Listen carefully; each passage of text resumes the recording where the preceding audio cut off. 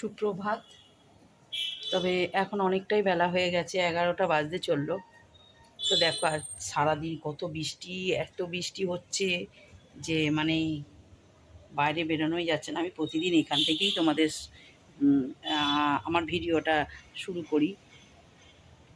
তো আজকে আমি তোমাদের রেসিপি কি করব সেটা দেখাচ্ছি। তো কালকে আমি একটা ভিডিও করেছিলাম, সেটা শেষ করা হয়নি, তোমাদের সেটা দেখাবো পরে। তো এই দেখো আজকে আমি ইলিশ মাছে কালো জিরে দিয়ে পাতলা বেগুন আর আলু আর সর্ষে বাটা এই যে এইখানে আছে। আর এই সর্ষে বাটার যে জলটা থাকে সেই জলটা ধুয়ে রেখেছি, একটা পাতলা ঝোল করে তোমাদের দেখাবো। তার জন্য আমি এখানে 4 পিস ইলিশ মাছ নিয়ে নিয়েছি। আমার কড়াটা আমি জেলেও দিয়েছি। তো চলো তেলটা ঢালি।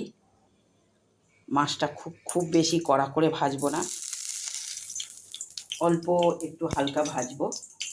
আচ্ছা আমি ভাজতে থাকি, তারপর তোমাদের দেখাবো।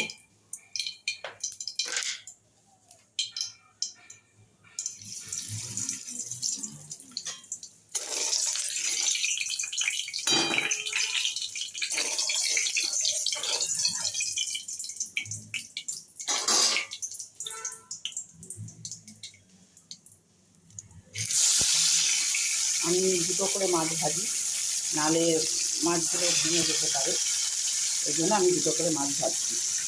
একটা মাছটা ভাজা হোক, আমি আসছি আবার ফিরে। আমার মাছগুলো ভাজা হয়ে গেছে, এই দেখো ভাজা হয়ে গেছে। এবার আমি এই কালো জিরেটা দিয়ে দেবো এর মধ্যে। তেলটাও আমার অনেকটাই মাছের থেকে বেরিয়ে গেছে, আমি আর তেল তুলিনি। ইলিশ মাছের তেলই খুবই ভালো লাগে, কিন্তু আমি এই তেলটার মধ্যেই আমি রান্নাটা করব। তো আমি বেগুনগুলো একটু ভেজে নেবো তেলে। আগে বেগুনগুলো একটু ভেজে তুলে নেব,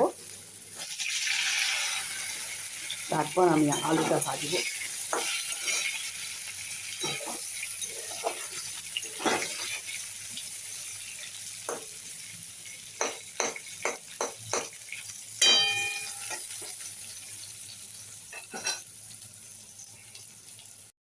দেখো আমার আলুগুলো ভাজা হয়ে গেছে।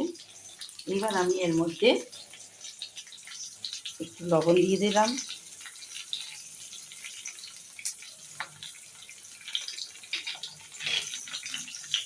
একটু হলুদ,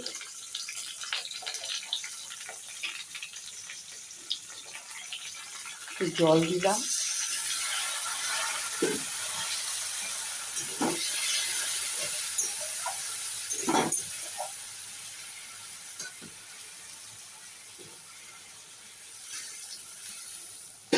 আর এইখানে যে এই বেটে রেখেছিলাম সর্ষে, সাদা সর্ষে, কালো সর্ষে আর কাঁচা লঙ্কা, এইটা একটু দিয়ে দিলাম এর মধ্যে। তবে এতটা আমি দেবো না, তাহলে আমার মাছের 4 পিস মাছের এইটাই যথেষ্ট, নাহলে এটা আরও তেতো হয়ে যাবে, বেশি দিলে সর্ষে তেতো হয়ে যাবে।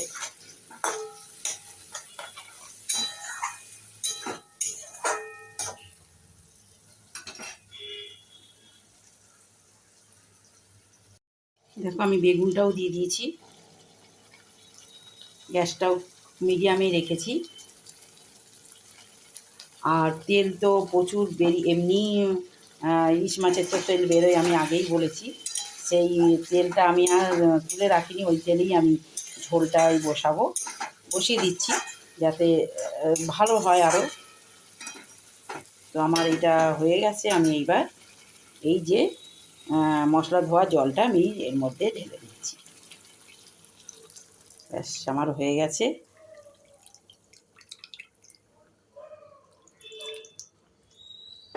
আর অল্প একটু জল দেব, দিয়ে এটাকে আমি সিদ্ধ করতে দেবো। একটু সিদ্ধ হয়ে গেলে আমি মাছগুলো ছেড়ে তারপরে আবার আসছি। ঝোলটা আমার মোটামুটি অনেকটাই হয়ে গেছে, আমার আলুটাও সিদ্ধ হয়ে গেছে।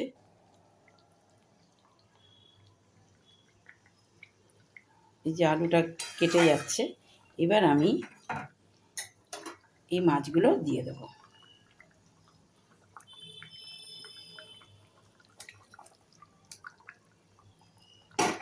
দিয়ে এই মাছগুলো দিয়ে আমি আরেকটু ফোটাবো,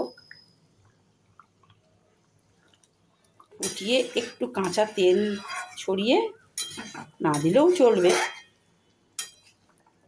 দিলে ভালো লাগে, আমি দিই।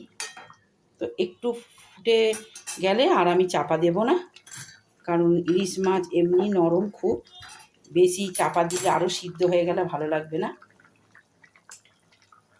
তো এইরকম এটা হয়ে যায়, তারপর আবার আসছি। এটা মোটামুটি সবটাই হয়ে গেছে। দেখো আমার এটা হয়ে গেছে পুরোপুরি কমপ্লিট। এবার আমি এর মধ্যে মাছটাও ছেড়ে দিয়েছি, অত আর তোমাদের দেখানো হয়নি। আর এবার আমি এখানে একটুখানি কাঁচা তেল ছড়িয়ে দেব, বেশি না, অল্প একটু ছড়াবো।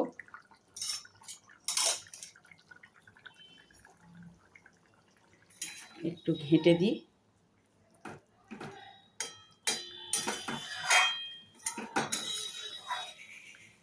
এবার আমি এটা তুলে নেব। দেখো এখানে আমার ঝোলটা হয়ে গেছে। বেগুন, আলু আর কালো জিরে দিয়ে ইলিশ মাছের পাতলা ঝোল। আর আমি এই ইলিশ মাছের মাথা দিয়েই একটা কুমড়ো পুঁই শাক দিয়ে একটা তরকারি বানিয়েছি। এই যে এইটা তোমাদের দেখানো হয়নি, এইটা আমি কোনো এক সময় আবার এইটা একটা ভিডিও করে তোমাদের দেখাবো। এই দেখো হয়ে গেছে। তো আজকের মতন আমি ভিডিওটা এখানে শেষ করছি। আমার রেসিপি যদি ভালো লাগে তোমরা কমেন্ট করো, সাবস্ক্রাইব করো, আর ভালো লাগলে একটা লাইক করো। তাহলে আজকের মতন আছি। তোমরা সুস্থ থাকো, ভালো থেকো।